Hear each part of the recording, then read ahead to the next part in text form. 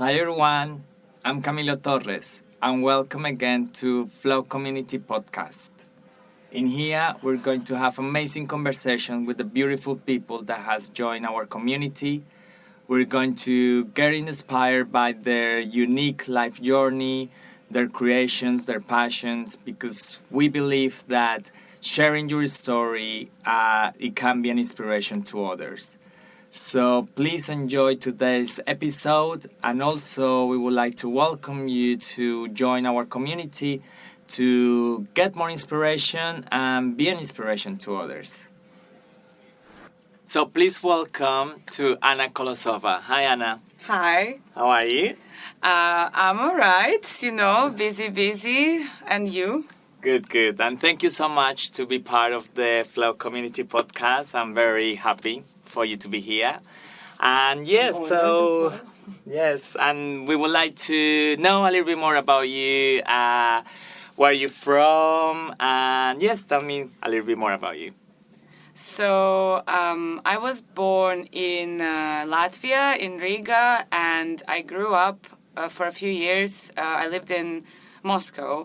And at the age of 17, I moved to London to study fine art at Central St. Martin's, where I finished all of the degrees, including the master's, basically. And now I'm a practicing contemporary artist, and I have my studio in Bow in East London. Oh, nice. So how long have you been here in the UK? So I have been in the UK, and that's how everyone will know my age, for 15 years now. Okay, Yeah. Wow. Okay, and why the UK?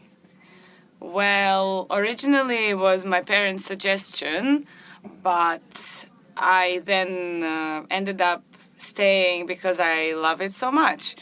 It is imperfect like any other place on this planet, but for me it's the best place, especially London, that is.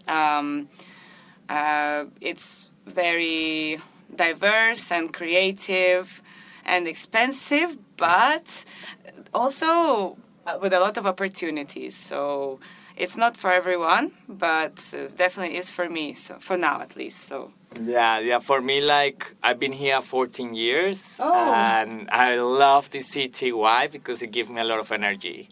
So I think I feel like if you're in a city that brings you some energy, I think why not to stay? I think from my point of view. I agree. London has a big kind of bubble of kind of energy, and it's always been like this. I think it used to be even more kind of authentic before it became a bit more gentrified and too corporate. But even within the corporate field, it's still creative in comparison, much more than it is in other cities. And energy-wise, all of us, we get from it, but it also takes a lot as well. Correct. Yes. So that's But here we are, alive. life. So you said you studied art, Yes. right? Why art? And is that your creative expression at the moment? So why not? No, I'm joking. Art and creative things, everything creative I've always loved since I was a kid. Everything from painting to dancing to singing, and I did all of those things. But I was always most talented in image production, something more visual. And yeah, just something I always did really since I was a baby, actually. I guess it's good to capitalize on something that you're good at. And plus it's fun, and it's not just fun, it's therapeutic. Why you say that? Like, what brings your creative expression, helps you with, well, what you said, therapeutic?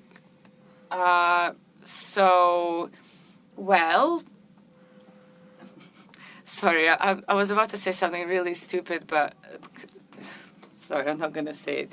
It's like because art, heart, and fart, it rhymes. It's a joke of before, and it's like you take out the thing from the heart, like through the art, like therapy. Okay, I love that. Yep. Sorry, not sorry. The joke of a few weeks ago. So. Okay. And also, it's not just therapeutic, it's also a whole lifestyle. You know, I mean, I'm even wearing things that were part of a performance that's covered in paint or something I made on purpose. I painted and making art and then exhibiting it and going to other people's exhibitions or concerts or whatever it is. The whole discourse, no one uses that term anymore, but the whole, don't know, like give and take of that same energy like in the city, but through the prism of the arts, art, music, all of that all together is the only thing I think that really motivates me to be to here. keep going. To stay here. Good. Nice. Yeah. And okay, so this, well, we are aware about your connection between your creative soul and life. How important is that connection? And that every day, like when you wake up and you're every day being creative, that helps you with your everyday, like it gives you, do you have any experiences with that in terms of your mental health or anything like that? I think that it used to be probably more of an escape, art creation that is, for me as more as a child when I felt too overwhelmed by my surroundings and I still do, but I've learned how to overcome it, including doing this right now, for example. But now for me it's more, I guess, exciting is the life I can have contributing towards the arts, and that motivates me to, get out of bed. Even doing social media, with like for my exhibitions or with other collaborators or by myself or taking pictures or posing for pictures or whatever it is, surprisingly it actually kind of keeps you going, like you said. And of course, painting itself is therapeutic too, but that's a kind of a given, I guess. I love to listen to sound or music while I paint. And self-expression.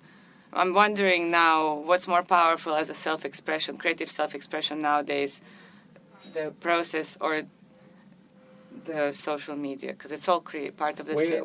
Yes, exactly. I think social media, when you post, and not only post, I think when you do the content and when you just think, that's a little bit of creativity that your brain start using, and that's why, yes, you're right. I think it helps a little bit with the process of the everyday to just switch on that creativity on you. Yes, you're right. Yes. Nice, thank you. Okay, I have another question that... Let's see. Let's talk about the pandemic and your life journey since the pandemic and now. Personally for me was hard. I think from everyone, all of us, we had hard experiences. But yes, please tell me if you would like to tell me your life experience and your journey from the pandemic 2020. Well, it's probably one of my favorite stories to tell of my life, because even though I've struggled through it, same as everyone else, because a big energetic shift in general, both energetic and in physical reality. People all got really scared, not sure what is going on. We still don't know what was or is going on. No one really does in general. But, I found my peace and my spiritual awakening through those dramatic experiences, actually, and even managed to up my art career as well. So I kind of, lost a job, as everyone else did, like most people, and I kind of had to find alternative ways to exist, survive. So I ended up squatting in London, in 2 different squats. So, living, kind of showering sometimes in a bucket and that kind of thing. But there was heating and everything, so it wasn't too bad, quite luxurious squats actually. And through all that, there was also no need to constantly persevere, look for jobs or look for things, because there was nothing available. So there was a space for me, for example, to just kind of go back a bit and work on my, anxieties and things. And I delved into spirituality. I started doing a bunch of therapies, both therapy and also spiritual therapies and meditation and painting more, because I didn't feel the pressure to paint, so I was actually then painting more and still am. So for me it was actually an uprise, and thank you so much for sharing that. And I think it's so powerful to share that story and share all our stories from that time, the hard time for all of us, which was the pandemic. And it's incredible how you, through creativity, which is your painting, of course, another spiritual awakening and your therapies. But as you said, you found painting was an obligation. It was something that it come out to you, which is a creative expression. And help you out with your inner resilience, which is amazing. And that's why, I feel like creativity, it's on us, in all of us, whatever the career, where you're from and your background. I think the best thing to do is just boost that creativity, because, it could get you out of a space that you might not be passing a good time. So I agree. 2020, the hashtag was resilience. And I'm sure there was a few exhibitions with those titles as well around.